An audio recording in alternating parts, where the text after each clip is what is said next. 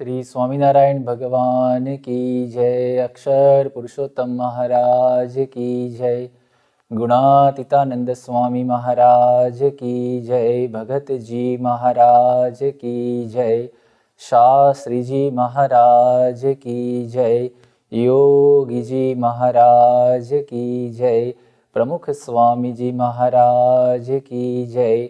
महंत स्वामी जी महाराज की जय। प्रमुख स्वामी महाराज शताब्दी महोत्सव की जय। प्रमुख पर्व के द्वितीय दिन सभा में उपस्थित सभी हरिभक्तों को मेरा प्रणाम। जय श्री स्वामीनारायण। भगवान स्वामीनारायण ने गढ़ड़ा अंत्य प्रकरण के 26वें वचनामृत में कहा है, भगवान कहते हैं कि जिस संत ने अपने मन इंद्रियों को संयमित किया है, जो पंच वर्तमान में दृढ़ है और जो अपने आप को ब्रह्मरूप मानकर पुरुषोत्तम की उपासना करते हैं, ऐसे जो संत है वह मनुष्य और देवता से भी अधिक है और उनकी भगवान की तरह पूजा करनी चाहिए। प्रमुख स्वामी जी महाराज ऐसे पवित्र संत थे। उनके जीवन में ये नियम पालन की दृढ़ता किस प्रकार से थी, उसे हम पूज्य अनिर्देश स्वामी जी के वक्तव्य से जानेंगे। पूज्य अनिर्देश स्वामी जी का हम परिचय प्राप्त करें। उन्होंने सन 1992 में परम पूज्य प्रमुख स्वामी जी महाराज के वरदस्सों से दीक्षा प्राप्त की। गुजरात में सारंगपुर में रहकर उन्होंने संस्कृत, हिंदू शास्त्र और सांप्रदायिक शास्त्रों का गहन अध्ययन किया है। अभी गुजरात में भरूच में जो हमारा BAPS स्वामीनारायण मंदिर है, वहाँ के वे मुख्य कार्यवाहक संत के तौर पर अपनी सेवाएं प्रदान कर रहे हैं। आइए उनको हम निवेदन करें, अपने वक्तव्य का हमें लाभ प्रदान करें। उनके प्रवचन का विषय है प्रमुख स्वामी जी महाराज के जीवन में नियम पालन की दृढ़ता। पूज्य अनिर्देश स्वामी। गुणातीतोऽक्षरं ब्रह्म भगवान् पुरुषोत्तमः जनो जानन्निदं सत्यं मुच्यते भवबन्धनात्। श्री स्वामीनारायण भगवान की जय। शास्त्रों में नियम धर्म के बारे में समझूती है, लेकिन उनकी प्रतीति और अनुभूति प्रमुख स्वामी महाराज जैसे सत्पुरुष के जीवन में होती है। शास्त्रों में नियम धर्म के बारे में व्याख्याएं और विभावनाएं हैं, लेकिन उनका मूर्तिमंत व्यक्तित्व ये सत्पुरुष है। सत्पुरुष के जीवन में ये नियम धर्म, इनकी दृढ़ता और उनकी स्पष्टता बहुत साहजिक है। उनकी ये स्वाभाविक प्रकृति है। ये नियम धर्म का पालन ही उनका जीवन है। यह उनका एक स्वाभाविक गुण है। इसके लिए उनको कोई यत्न या प्रयत्न नहीं करना पड़ता। प्रमुख स्वामी महाराज के जीवन में ये नियम धर्म के प्रति उनकी जो श्रद्धा थी, ये नियम धर्म के पालन में उनकी जो दृढ़ता थी और नियम धर्म के पालन के प्रति उनकी जो स्पष्टता थी, वो कोई अलग ही थी। उनके प्रति श्रद्धा यानी शास्त्रों में नियम धर्म के बारे में जो कुछ कहा गया है, जो कुछ लिखा गया है, ये 100% सत्य है। उनके बारे में कभी भी शंका नहीं की जा सकती। ऐसी श्रद्धा, ऐसे नियम का पालन हम हमारे जीवन में कर सकते हैं, ऐसी श्रद्धा, और ऐसे नियम धर्म के पालन से ही हम हमारे जीवन में शांति और सुख पा सकते हैं, ऐसी श्रद्धा। दूसरा, नियम धर्म के पालन के प्रति उनकी दृढ़ता। चाहे कितनी भी विपरीत परिस्थितियां क्यों ना आए, कठिनतम संजोग क्यों ना आए, लेकिन इन नियम धर्म के पालन के प्रति उन्होंने कभी भी अपने जीवन में ढील नहीं रखी थी, दृढ़ता उनकी पूर्णतया थी। और तीसरी बात, इनके प्रति उनकी स्पष्टता, यानी जो कुछ नियम है इसके प्रति कोई समाज के व्यक्ति या आगेवान उसमें बदलाव लाने का सूचन करे, तभी प्रमुख स्वामी महाराज उनके प्रति जो नियम धर्म के बारे की जो स्पष्टता थी वो स्पष्टतया उनके बारे में पेश कर सकते थे। तो नियम धर्म के प्रति प्रमुख स्वामी महाराज की श्रद्धा, उनकी दृढ़ता और उनकी स्पष्टता कोई अलग ही थी। भगवान स्वामीनारायण ने शास्त्रों में ये नियम धर्म के बारे में जो कुछ आदर्श लिखे गए हैं, शुद्ध जीवन यानी चारित्र, इसके बारे में जो कोई सिद्धांत है, और साधुता यानी नियम धर्म के बारे में जो कुछ व्याख्याएं या वर्णन किया गया है, उनके सार रूप भगवान स्वामीनारायण ने पंचवर्तमान की स्पष्टता अपने शास्त्रों में बताई है।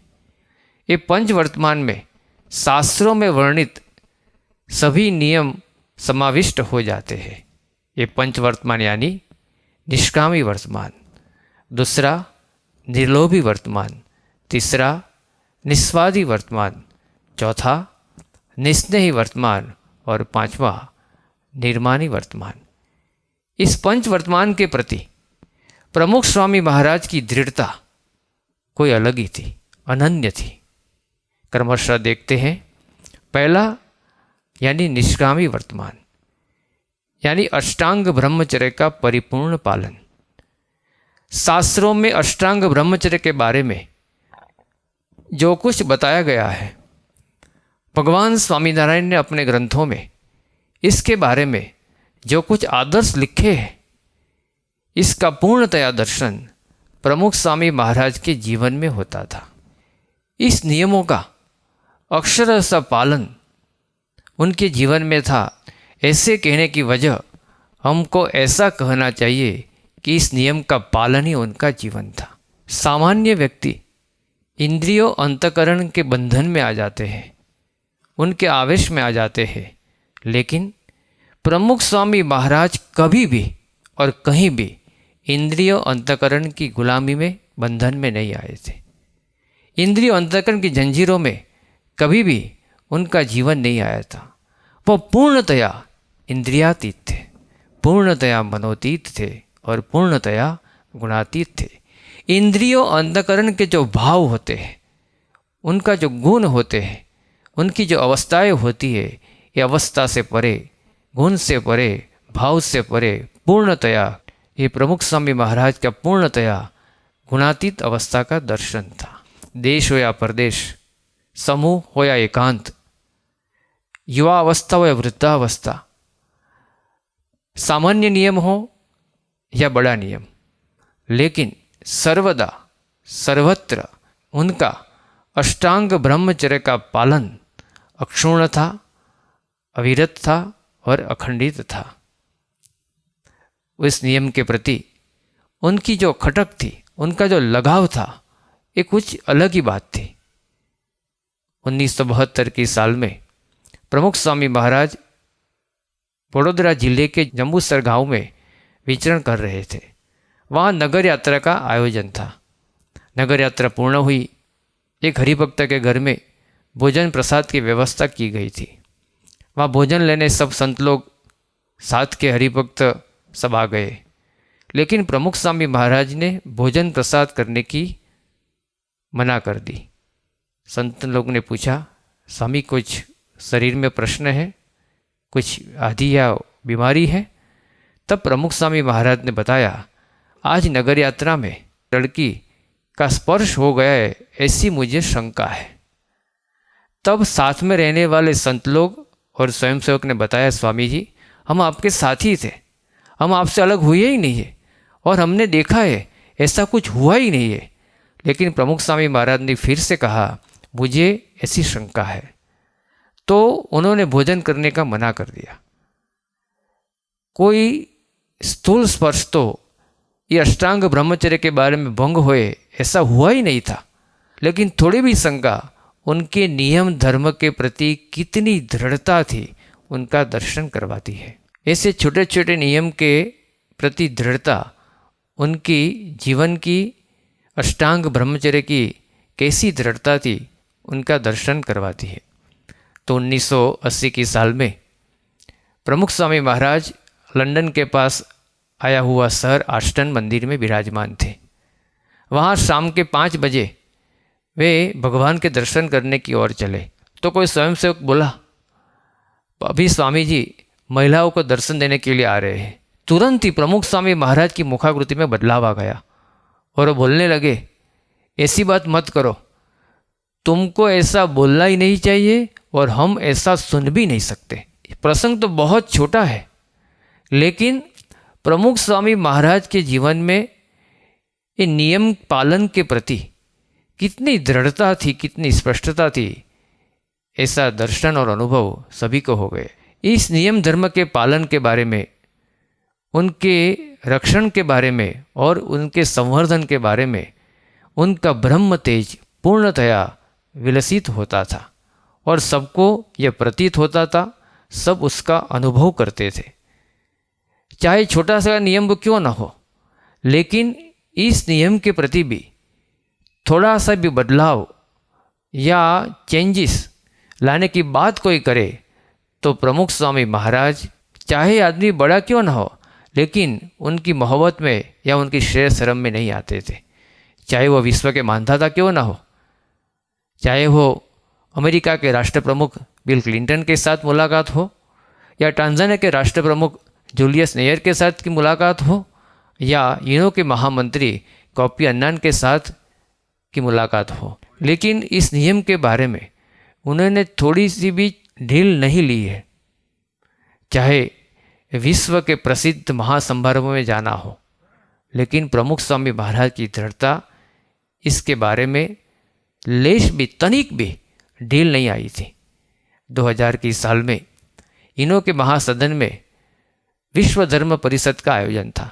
प्रमुख स्वामी महाराज को वहाँ अतिथि के रूप में जाने का आमंत्रण था, लेकिन प्रमुख स्वामी महाराज ने आयोजक संत लोग और हरिभक्त लोग को बताया कि अपनी जो सांप्रदायिक स्त्री पुरुष मर्यादा की जो बैठक व्यवस्था है, ऐसी व्यवस्था हो तभी भी हमें यूनो में जाना है, वरना इस सभा में आने की जरा भी इच्छा नहीं है।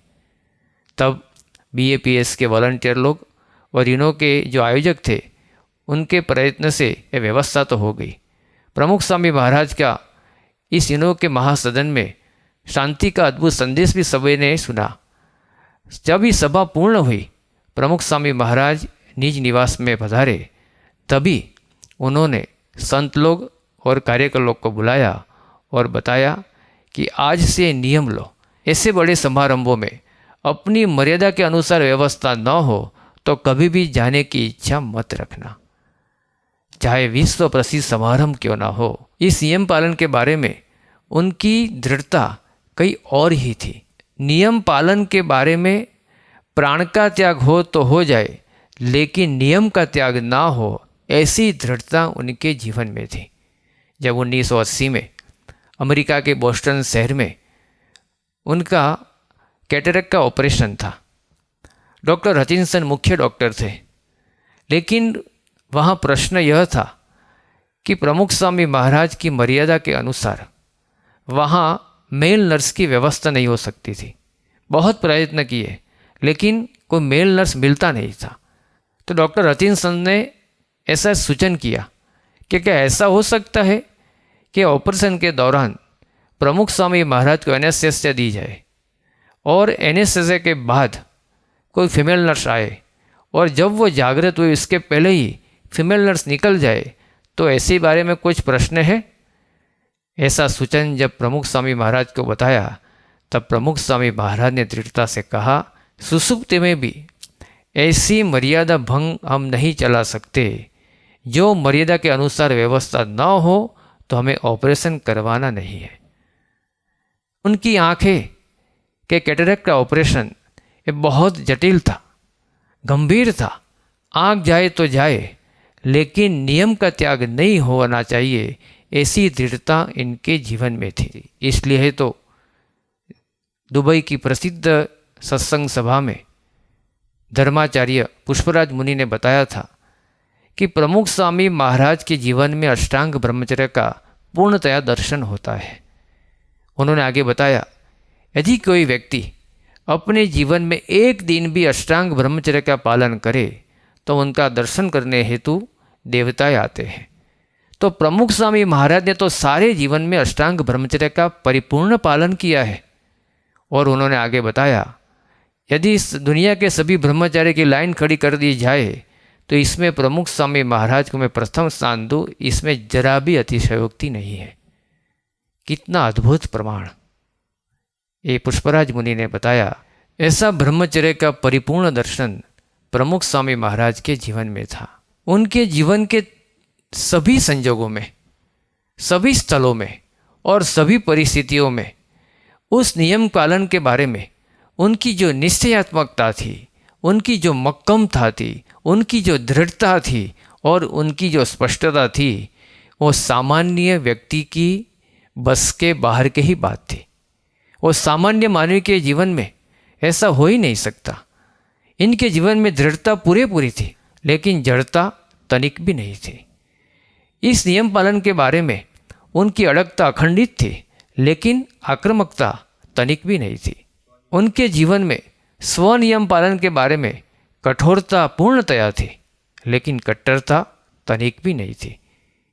इसलिए ही उन्होंने अपनी मर्यादा में अविचल रहकर ही स्त्री उत्कर्ष के, समाज के जो कुछ कार्य करने थे उन्होंने पूर्णतया किया।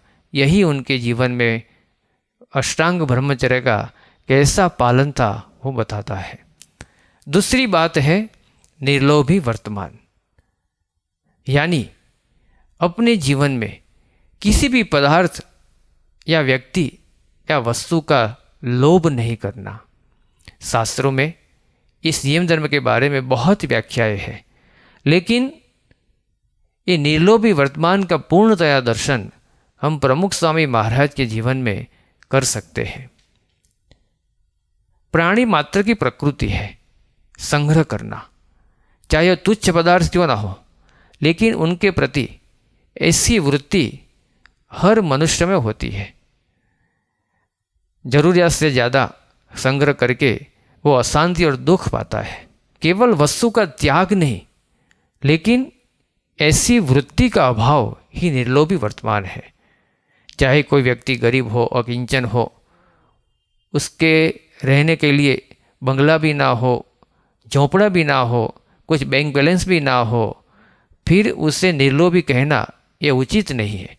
निर्लोभी यानी अंतर से, मन से किसी भी प्रकार की तृष्णा ना होनी, कोई इच्छा ना होनी, ये निर्लोभी वर्तमान है। प्रमुख स्वामी महाराज के संकल्प मात्र से हजारों भक्त लोग लाखों रुपये के दान कर सकते थे, लेकिन फिर भी वह निष्कंचन थे, निष्प्रभ थे। उन्होंने अपने जीवन में 1000 से भी ज़्यादा मंदिरों का निर्माण किया, फिर भी उनके नाम पर एक पैसा भी नहीं था। उन्होंने अपने जीवन काल दौरान 1400 से भी ज़्यादा संस्कार धाम, संस्कार केंद्र हो, दवाखाने हो, हॉस्पिटल हो, छात्रालय हो, स्कूल हो, कॉलेज हो या मंदिरों का निर्माण किया, लेकिन उनके नाम पर बैंक का एक भी बैलेंस नहीं था। उन्होंने अपने जीवन काल दौरान 160 से भी ज़्यादा समाजलक्षी प्रवृत्ति का आयोजन किया, जो आज भी चल रहा है, लेकिन उनके नाम पर एक पैसा भी हमको नहीं मिलता। इसलिए तो गीता के प्रसिद्ध तत्वचिंतक और गीता के ज्ञाता पांडुरंग जी आठवले ने बताया था कि प्रमुख स्वामी महाराज को तो जेब ही नहीं है, यानी वॉलेट ही नहीं है। ऐसा निर्लोभी वर्तमान उनके जीवन में था।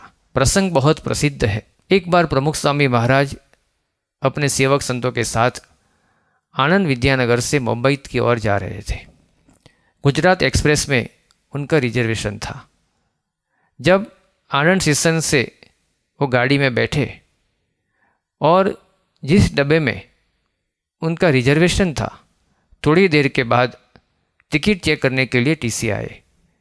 टीसी ने टिकट मांगी, संत लोग ने टिकट दी, टिकट तो कंफर्म थी, रिजर्वेशन भी कंफर्म था, लेकिन चेक करने के बाद मालूम हुआ कि रिजर्वेशन के जो 50 रुपये दर्ज करने के थे वो बाकी है। इसलिए टीसी ने बताया कि आपको 50 रुपया देना पड़ेगा। जब टीसी ने ऐसा कहा तो प्रमुख स्वामी महाराज ने बताया, हम तो संत लोग हैं, हमारे पास कुछ पैसे नहीं है। हम ऐसा करते हैं, जब मुंबई स्टेशन आ जाए भक्त के पास से हम आपको ये पैसा आपको दे देंगे। ऐसे वार्तालाप के दौरान आसपास बैठे सब मुसाफिर तो आश्चर्यचकित हो गए।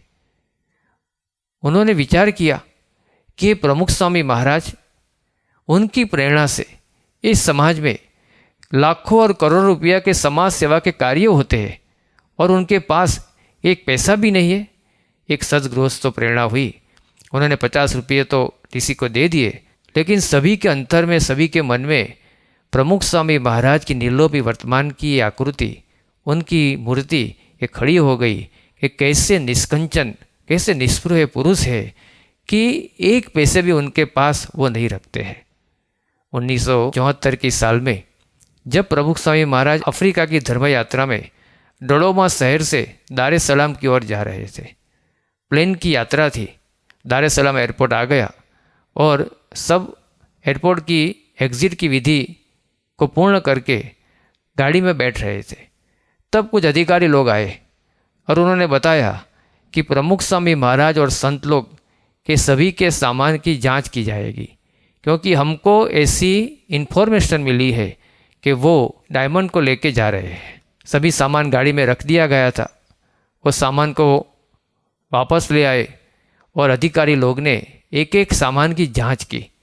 संतों के जो वस्त्र थे, पधरावणी की जो मूर्ति थी, पूजा के वस्त्र थे और पूजा में भी छोटी डब्बी थी, ये सभी डब्बी की तलाश की, लेकिन उनको एक छोटा सा भी हीरा नहीं मिला। अधिकारी लोग आश्चर्यचकित हो गए और उन्होंने बताया कि ये कैसा आश्चर्य, हमको तो ऐसी इन्फॉर्मेशन मिली थी इसलिए हमने ऐसा इन्वेस्टिगेशन किया, लेकिन हमको आश्चर्य इस बात का है कि सामान्य मुसाफिर के पास भी मुसाफरी के दौरान कुछ सीलिंग अपने पास रखते हैं, लेकिन प्रमुख स्वामी महाराज और संत लोग के पास एक सीलिंग भी अपने पास नहीं है। ये कैसे मुसाफिर है, कैसे यात्री है। सो ऐसे निर्लोभी वर्तमान का दर्शन अफ्रीका की धरती में दार ए सलाम एयरपोर्ट पर सभी ऐसे अधिकारी वर्ग को भी हुआ। ऐसा प्रमुख स्वामी महाराज के जीवन में ऐसा निष्कंचन यानी निर्लोभी वर्तमान की दृढ़ता थी। स्थूल द्रव्यता का तो स्पर्श उन्होंने कभी भी नहीं किया, लेकिन अंतर से, मन से पूर्णतया किसी भी पदार्थ या धन की लालसा उनके जीवन में नहीं थी। धन उनके जीवन में केंद्र में ही नहीं था। यह हमें प्रसंग से प्रतीत होता है। कुछ साल पहले प्रमुख स्वामी महाराज सेल्वास के आसपास के विस्तार में विचरण कर रहे थे। 1 सप्ताह तक ये विचरण चला। बहुत गरीब लोग थे। उनके झुंपड़ों में प्रमुख स्वामी महाराज पधरावणी करने हेतु जाते थे और 1 सप्ताह पूरा हुआ और पधरावणी में जो भक्त लोग भगवान के प्रति भेंट रखते थे उस गिनती करने में आए तो केवल 2.5 रुपये की भेंट आई थी। इस सेल्वास के विचरण के बाद तुरंत ही प्रमुख स्वामी महाराज सूरत शहर में आए। वहाँ मंदिर का आयोजन था और प्रमुख स्वामी महाराज मंदिर के लखनी करने के हेतु वहाँ बैठे थे। सिर्फ आधे घंटे में वहाँ 7.5 लाख रुपये से भी ज़्यादा लखनी हुई। तो कुछ व्यवस्थापक ने बताया, स्वामी जी ये देखो कितना डिफरेंस है। हम 1 सप्ताह तक सेल्वास के विस्तार के गाँव में घूमे, लेकिन सिर्फ 2.5 रुपये की भेंट आई और यहाँ बैठे बैठे ही आधे घंटे में 7.5 लाख रुपये के आए। तो हमें ऐसा करना चाहिए, हम ऐसे बड़े बड़े शहर में ही घूमना चाहिए। तब प्रमुख स्वामी महाराज ने बताया, हम पैसा करने हेतु यहाँ घूमते नहीं हैं, हमें तो संस्कार प्रदान करना है, सत्संग करवाना है, इसलिए गांव गांव जाकर हम विचरण करते हैं। यदि इस प्रसंग को हम मैनेजमेंट के एंगल से देखें, बिजनेस के एंगल से देखें, तो कोई भी व्यक्ति को ऐसा ही लगता है कि ऐसे छोटे गांव को छोड़कर बड़े शहर में ही ऐसा सत्संग करना चाहिए, क्योंकि वहाँ मुनाफा भी ज़्यादा है और फायदा भी ज़्यादा है। लेकिन प्रमुख स्वामी महाराज के जीवन में ऐसा कोई पदार्थ या धन का लोभ किसी ने कभी भी नहीं देखा था। ऐसी प्रमुख स्वामी महाराज के जीवन में निर्लोभी वर्तमान की दृढ़ता थी। उन्होंने त्यागाश्रम के जीवन में 74 साल से भी ज़्यादा अपना जीवन पूर्ण किया, लेकिन 2 वस्त्र से ज़्यादा तीसरा वस्त्र उन्होंने कभी रखा नहीं था, रखवाया भी नहीं था।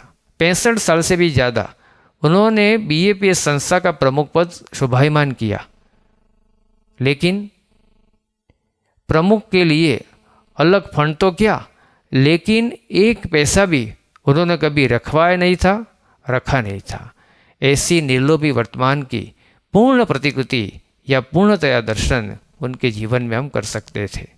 तीसरा, निस्वार्थी वर्तमान। कोई भी व्यक्ति 1 सप्ताह से भी ज़्यादा खाने के बारे में कोई फरियाद ना करे या कुछ फरमाइश ना दे, ऐसा हो ही नहीं सकता। चाहे आदमी छोटा क्यों ना हो, लेकिन वो अपने घर में कोई ना कोई फरियाद या कुछ ना कुछ फरमाइश खाने के बारे में कर ही देता है। लेकिन इससे तद्दन भिन्न प्रमुख स्वामी महाराज थे। उन्होंने अपने जीवन में निस्वार्थी वर्तमान का पूर्णतया पालन किया। भगवान के थाल में जो कुछ भोग लगाया जाए और अपने पात्र में जो कुछ परोसने आए, उसकी कुछ भी फरियाद उन्होंने अपने जीवन में कभी भी नहीं की थी। चाहे वो अपने पात्र में कड़वी ककड़ी क्यों ना हो, लेकिन उन्होंने कभी फरियाद नहीं की। चाहे अपने पात्र में चीनी के अलावा नमक वाला शीरा क्यों ना आया, लेकिन उन्होंने कभी फरियाद नहीं की। चाहे अपने पात्र में कंकन मिश्रित रोटी क्यों ना आई, लेकिन उन्होंने कभी फरियाद नहीं की। कभी भी फरमाइश नहीं दी, मुझे ऐसा पसंद है तो ऐसा बनाइए, मुझे ये ज़्यादा पसंद है तो ऐसा आयोजन कीजिए। ऐसी कभी भी फरमाइश उन्होंने अपने जीवन में कभी भी नहीं की, कहीं भी नहीं की। और किसी वस्तु या पदार्थ को फिर से याद भी नहीं किया कि उस वक्त ये आइटम अच्छी बनी थी तो आज फिर से बनाओ। ऐसी कभी भी फिर से याद करने की बात उनके जीवन में कभी भी नहीं आई थी। तो ऐसा निस्वार्थी वर्तमान की एक आदर्श मूर्ति वो प्रमुख स्वामी महाराज थे। शास्त्रों में निस्वार्थी वर्तमान की जो कुछ व्याख्याएं थी वो सीमित बन जाए, ऐसा उनका जीवन में निस्वार्थी वर्तमान का पालन था। किसी को क्या पसंद है उनका पूर्णतया ख्याल भी वो रखते थे।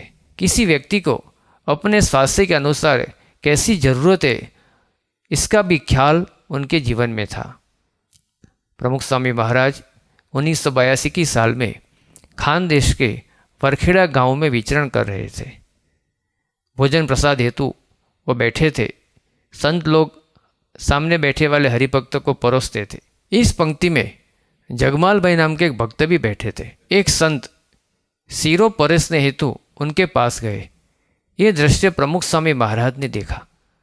उन्होंने तुरंत संत को बुलाया और कहा, वो जगमाल को डायबिटीज है, उनको सीरा मत परोसो, उनको साग दो। संत लोग को आश्चर्य हुआ कि हम तो बार बार खानदेश में आते ही नहीं है, तो गजमाल भाई को डायबिटीज है, इसका ख्याल प्रमुख स्वामी महाराज को कैसे आया? प्रसंग ऐसा था तो पिछले साल बोचासन में गुरु पूनम के उत्सव पर गजमाल भाई गुरु दर्शन हेतु बोचासन आए थे। वहाँ बहुत भारी संख्या में भक्त लोग की भीड़ थी। उस भीड़ में गजमाल भाई भी आए थे। दर्शन हेतु, आशीर्वाद हेतु वहाँ स्वामी जी के पास सभी भक्तन की भीड़ थी। तो उस वक्त गजमाल भाई ने बता दिया था कि मुझे डायबिटीज़ है। लेकिन इस प्रसंग के 1 साल के बाद जब प्रमुख स्वामी महाराज ने संत को गजमाल भाई के पास सीरो परोसने देखा, तभी प्रमुख स्वामी महाराज ने बताया उनको सीरा मत परोसो। प्रमुख स्वामी महाराज के जीवन में निस्वार्थी वर्तमान पूर्ण थया था, लेकिन किस व्यक्ति को स्वास्थ्य के अनुसार क्या पसंद है और क्या उनको ज़रूरत है, उनका ख्याल भी उनके जीवन में वो पूर्णतया रखते थे। वो तो अपने जीवन में पूर्णतया निस्वार्थी थे ही, लेकिन अन्य व्यक्ति को स्वास्थ्य के अनुसार क्या परोसना चाहिए, उनका ख्याल भी उनके जीवन में पूर्णतया था। इस निस्वार्थी वर्तमान की पराकाष्ठा तो तब है जब प्रमुख स्वामी महाराज को स्वाद का पूर्णतया ज्ञान था, फिर भी निस्वादी रहना, ये इस वर्तमान की पराकाष्ठा है। क्यों? एक बार एक मंदिर में मैसूब बनाया था, लेकिन मैसूब खाने के बाद इसके स्वाद में कुछ मज़ा नहीं आती थी। संत लोग ने तपास की, जो मिठाई बनाने वाले कारीगर थे उन्होंने भी तपास की कि इसमें कुछ गड़बड़ तो है, लेकिन मालूम नहीं पड़ता क्या गड़बड़ है। प्रमुख स्वामी महाराज के पास इस मैसूब लाया गया। स्वामी ने इसमें से थोड़ा सा मैसूब अपने मुंह में रखा और तुरंत बताया, इस मैसूब में घी का इस्तेमाल किया गया है, वो घी एक बार उपयोग में आ गया है, ऐसा घी इसमें है। सभी संत लोग वहाँ खड़े थे, वो ताज्जुब हो गए, क्योंकि इस मैसूब का स्वाद तो बराबर था, इसमें चीनी भी बराबर थी, लेकिन घी में कुछ गड़बड़ थी, वो उनको मालूम नहीं आया था, जो प्रमुख स्वामी महाराज ने तुरंत बता दिया। भावार्थ यही है कि उनके जीवन में स्वाद का पूर्णतः ज्ञान था, फिर भी निस्वादी रहना, ये निस्वादी वर्तमान की पराकाष्ठा थी। और उनके जीवन में निस्वादी वर्तमान की उत्कृष्ट प्रतीति तो तब होती है, उन्होंने कभी भी और कहीं भी अपने जीवन में भोजन के समय को प्रायोरिटी नहीं दी थी और भोजन को भी प्रायोरिटी नहीं दी थी। उनके सुबह के नाश्ता का समय जो 8 बजे था, वो ऐसा भी उनके जीवन में आता था कि 12 बजे भी वो नाश्ता करने के लिए बैठे थे। दोपहर का भोजन का समय जो 1 बजे के आसपास का था, लेकिन विचरण के कई दिनों में, कई वर्षों तक उनका जीवन कभी 2:30 बजे होता था, कभी 3 बजे होता था, कभी 4 बजे होता था, कभी 5 बजे भी होता था। और रात्रि का भोजन कभी 11 बजे, कभी 11:30 बजे भी होता था। तो भोजन के समय के बारे में उन्होंने कभी भी ये प्रायोरिटी नहीं दी थी और भोजन के बारे में भी कभी भी प्रायोरिटी नहीं दी थी। 1972 की साल में पंचमहाल जिले के गोगंबा शहर में प्रमुख स्वामी महाराज का विचरण था। सुबह में गोगंबा में पधरामणी करके वो जब कणबी पालनी नाव के गांव में पहुँचे, उस वक्त दोपहर के 12:30 बज गए थे। वहाँ सभा का आयोजन था, स्वागत सभा की थी, वहाँ सभा का आयोजन था। सभा में प्रमुख स्वामी महाराज का स्वागत हुआ, उनके आशीर्वचन भी सभी ने सुने और इसके बाद व्यक्तिगत दर्शन हेतु सब भक्त लोग आए। तब एक भक्त ने बताया कि स्वामी जी यहाँ पधरामणी का आयोजन किया है, तो स्वामी पधरामणी हेतु चल पड़े। तभी एक भक्त आए, उन्होंने बताया स्वामी जी 3 बजे पास में आया वो गांव जो राजगढ़, वहाँ माध्यमिक शाला में विद्यार्थी को आशीर्वाद हेतु आपको आना है। स्वामी जी ने बोला हम वहाँ भी आएंगे। अब हम गिनती करें, 12:30 बजे प्रमुख स्वामी महाराज कणवी पालनी नाव के गांव में पहुँचे और 3 बजे तो राजगढ़ की माध्यमिक शाला में भी पहुँच गए थे। बीच में 2.5 कलाक का समय है, यानी 150 मिनट सभा हुई। ये सभा के हम मिनट गने तो 30 मिनट तो सभा में लगती ही है। एक पधरामणी 5 मिनट के अनुसार गिने तो 20 पधरामणी, तो वहाँ 20 पधरामणी हुई थी, तो 100 मिनट पधरामणी में चली गई। और बाजू के गांव राजगढ़ में पहुँचे तो राजगढ़ जाने की 15 मिनट तो हुई होगी। अब हम गिनती करें तो 100 + 15 + 30 यानी 145 मिनट समय था 150 मिनट का, यानी सिर्फ 5 मिनट उन्हें भोजन हेतु मिली थी। इसका मतलब ये हुआ उन्होंने कभी भी अपने जीवन में भोजन को प्रायोरिटी नहीं दी थी। यही उनके जीवन में निस्वार्थी वर्तमान का उत्कृष्ट दर्शन करवाता है। चौथा, निस्नेही वर्तमान। सामान्यतः व्यक्ति मात्र को अपने स्वजन के प्रति, अपने वतन के प्रति, अपने जन्मभूमि के प्रति स्नेह जरूर रहता है। वो सीमित स्नेही उनको संकुचित मानस वाला कर देता है और विश्व की जो विशालता है, वो विशालता का दर्शन वो नहीं कर सकता। जिन्होंने त्याग का मार्ग लिया है, ऐसे त्यागी वर्ग को अपने स्वजन के प्रति और अपने वतन के प्रति कुछ भी प्रकार का स्नेह न रखना, ये निस्नेही वर्तमान है। प्रमुख स्वामी महाराज के जीवन में ऐसा निस्नेही वर्तमान का परिपूर्ण दर्शन सभी ने किया था। जब वो छोटे थे, अपने घर पे थे, 18 साल की उनकी उम्र थी, तब उनके गुरु शास्त्री जी महाराज का एक खत आया। खत बहुत छोटा था, लेकिन उसमें इस खत में लिखा था, अब घर त्याग करने का समय हो गया है, तो एक खत मिलते ही आप तुरंत निकल पड़ना। ये जब खत प्रमुख स्वामी महाराज का पूर्वाश्रम का नाम था शांतिलाल, उनको जब मिला तो शांतिलाल ने 1 मिनट का भी विचार नहीं किया कि इस घर का त्याग मैं कैसे कर सकूंगा। उन्होंने तुरंत ही अपने स्वजन का, अपने गांव का और अपनी कारकिर्दी का सहजता से त्याग कर दिया।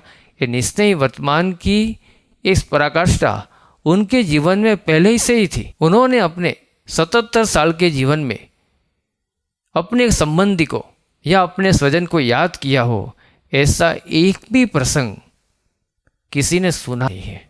निस्नेही वर्तमान की दूसरी भी विभावना है, वो है पिंड और ब्रह्मांड से निस्पृह रहना।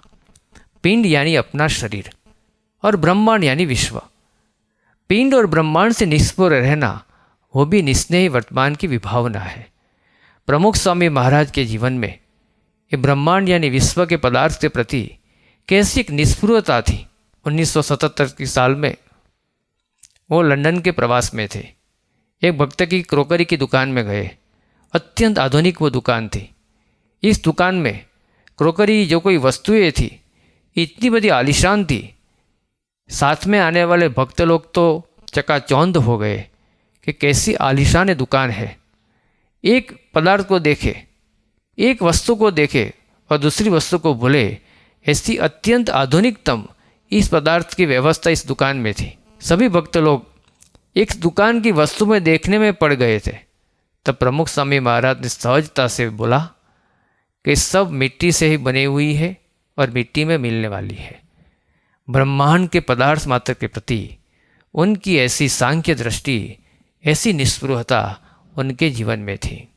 प्रमुख स्वामी महाराज ने अपने जीवन में 26 से भी ज़्यादा विदेश धर्म यात्रा की, लेकिन उनके शरीर पर एक वस्तु का बदलाव भी नहीं आया। ऐसी निस्पृहता उनके जीवन में थी। पिंड से निस्पृह यानी अपने शरीर की कोई चिंता नहीं, उनके प्रति सहज अनासक्ति। प्रमुख स्वामी महाराज 1990 के साल में भावनगर में थे, पत्र लेखन कर रहे थे, तो वहाँ अचानक होल्डर से बल्ब अपने शरीर पर गिरा। वो बल्ब बहुत गर्म था, लेकिन प्रमुख स्वामी महाराज पत्र लेखन में इतने एकाग्र हो गए थे, उनको मालूम ही नहीं हुआ। जब संत लोग ने बताया कि स्वामी जी ऐसा हुआ, तो प्रमुख स्वामी महाराज ने बोला, जब भगवान में मन है तो कहाँ चिंता है। यानी अपने शरीर पर ऐसा गर्म बल्ब गिरा, फिर भी उनकी चिंता उनको नहीं थी। तो सोमनाथ में थे, तो वहाँ दरिया में 80 विसर्जन का एक कार्यक्रम चल रहा था। उस वक्त उनके पैर में तीक्ष्ण पत्थर की एक चोट लगी और वहाँ खून की धारा बही, लेकिन उसकी चिंता भी उनके जीवन में नहीं थी। तो ऐसा पिंड से पूर्णतया निस्पृह रहना, वो भी एक निस्नेही वर्तमान की एक विभावना है। तो प्रमुख स्वामी महाराज के जीवन में ऐसा निस्नेही वर्तमान था। और 5वां, निर्माणी वर्तमान। किस व्यक्ति के जीवन में कुछ पद ना हो, प्रतिष्ठा ना हो, कुछ सिद्धि ना हो, प्रसिद्धि ना हो, तो वो निर्माणी रह सकता है। लेकिन जो व्यक्ति सिद्धि और प्रसिद्धि के एवरेस्ट पर बैठा हो, प्रतिष्ठा और पद के शिखर पर बैठा हो और तभी निर्माणी रहना, ये अलग बात है। प्रमुख स्वामी महाराज के जीवन में निर्माणी वर्तमान ऐसा था। उनके जीवन में एक भी दिन ऐसा नहीं आया था जो दिन उनको सम्मान ना मिला हो। प्रमुख स्वामी महाराज के जीवन में एक भी दिन ऐसा नहीं आया था जो दिन उनके प्रशस्ति गान ना हुआ हो। विश्व के तमाम स्थलों का और सभी प्रतिष्ठित स्थानों का सम्मान और बहुमान उनको मिला था। ऐसी अप्रतिम कीर्ति, अनगिनत आदर और बहुमान उनके जीवन में मिला था। लेकिन उनके प्रति उनका प्रतिभाव कैसा रहता था? 100% शून्य है। ये मैंने किया ही नहीं है, ऐसा भाव हर हमेश उनके जीवन में रहता था। ये मुझसे हुआ ऐसा शब्द मात्र उनके जीवन में किसी ने सुना नहीं था। ये मैंने किया ऐसा विचार मात्र उनको नहीं आया था। ऐसा निजमानी वर्तमान यानी अहम शून्यता की प्रतिकृति प्रमुख स्वामी महाराज थे। जो कुछ होता है वो भगवान और गुरु की कृपा से होता है, ऐसा पूर्णतया अनुसंधान उनके जीवन में था। प्रमुख स्वामी महाराज ने अपने जीवन में अनगिनत युग कार्य किए, लेकिन उनमें से प्रथम है उनके द्वारा निर्मित दिल्ली अक्षरधाम का सर्जन। जो कोई व्यक्ति आए, अक्षरधाम की मुलाकात करे और आनंदित हो जाए, आश्चर्यचकित हो जाए, और ऐसा बार बार देख के संत लोग ने एक बार स्वामी जी को बताया कि स्वामी जी, हर कोई व्यक्ति यहाँ आते हैं और आपके और अक्षरधाम के बारे में प्रशंसा करके वो थकते ही नहीं है, आपकी बार बार प्रशंसा करते हैं। तब प्रमुख स्वामी महाराज ने बताया, हमसे क्या कुछ होता है, जो कुछ होता है ये भगवान और गुरु की कृपा से होता है, उनके आशीर्वाद से होता है। तब संत लोग ने मजाक में बताया, स्वामी जी आपको सुनाई तो देता है ना, कान में बहरापन तो नहीं है ना? तब प्रमुख स्वामी महाराज ने बताया, सुनाई देता है ना कि भगवान और गुरु का कैसा प्रताप है। मानो अपना कोई अस्तित्व ही नहीं, अपनी कोई अलग पहचान ही नहीं। ऐसा निर्माणी वर्तमान का दर्शन प्रमुख स्वामी महाराज के जीवन में होता था। वैसे तो तुलसीदास ने रामचरितमानस में लिखा है, नहीं कोई अस जन्मा जग माही, प्रभुता पाई तहाँ मद नाई। पद पर बैठना और पद से मुक्त होना ये सामान्य व्यक्ति की बस की बात नहीं है। ऐसी एक विरल व्यक्तित्व की अनुभूति प्रमुख स्वामी महाराज के जीवन में होती थी। तो शास्त्र में नियम के बारे में जो कुछ आदर्श बताए हैं, शुद्ध चारित्र जीवन के बारे में जो कुछ सिद्धांत बताए हैं, उनका सार पंच वर्तमान में समाविष्ट हो जाता है। ये पंच वर्तमान का पूर्णतया दर्शन प्रमुख स्वामी महाराज के जीवन में था। उनके प्रति उनकी श्रद्धा, उनके प्रति उनकी दृढ़ता और उनके प्रति उनकी स्पष्टता कोई अलग ही थी। जब 1995 में जब लंदन मंदिर की प्रतिष्ठा हुई और इस मंदिर की प्रसिद्धि सारे विश्व में हुई, विश्व के कई मैगजीनों में उनके फोटोग्राफ्स पब्लिश हुए, तब मंदिर के व्यवस्थापकों ने स्वामी जी को बताया, स्वामी जी अब मंदिर की प्रसिद्धि सारे विश्व में हो गई है और इस मंदिर में दर्शन हेतु कई लोग आएंगे। इसमें से भारत के भी होंगे और भारत के अलावा दुनिया के दूसरे देश से भी होंगे। तो हमारे पर प्रेशर आएगा कि हमारे मंदिर की जो स्त्री पुरुष की अलग दर्शन व्यवस्था है, इसमें कुछ बदलाव लाने का हमारे पर प्रेशर आएगा, तो क्या करेंगे? तब प्रमुख स्वामी महाराज ने बताया, सारी दुनिया का नहीं लेकिन ब्रह्मांड का भी प्रेशर आए तो भी हम महाराज ने दिए इस नियम में बदलाव नहीं ला सकते। ऐसी दृढ़ता और स्पष्टता उनके जीवन में थी। तो प्रमुख स्वामी महाराज के जीवन में ऐसे नियम धर्म का दृढ़ता से पालन था। आज उनके पर्व पर हम उनके चरणों में प्रार्थना करते हैं कि ऐसी दृढ़ता हमारे जीवन में भी आए। श्री स्वामी नारायण भगवान की जय। पूज्य अनिरुद्ध स्वामी जी के हम बहुत बहुत आभारी है। अद्भुत वक्तव्य का उन्होंने हमें लाभ प्रदान किया। परम पूज्य प्रमुख स्वामी जी महाराज के जन्म जयंती महोत्सव के उपलक्ष्य में एक प्रोमो वीडियो जो तैयार हुआ है, आइए उसका दर्शन अब हम वीडियो के माध्यम से करें।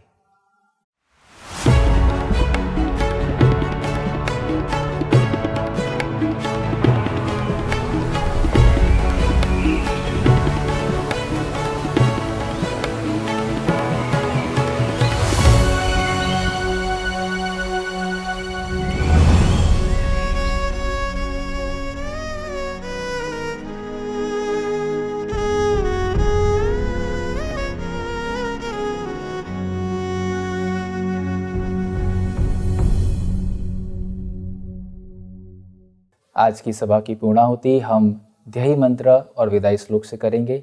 समूह में हम साथ मिलकर इसका गान करें। गुणातीतं गुरुं प्राप्य ब्रह्मरूपं निजात्मनः विभाव्य दासभावेन स्वामिनारायणं भजे। श्रीहरिं साक्षरं सर्वदेवेश्वरं भक्तिधर्मात्मजं दिव्यरूपं परं शान्तिदं मुक्तिदं कामदं कारणं स्वामिनारायणं नीलकण्ठं भजे। श्रीहरिं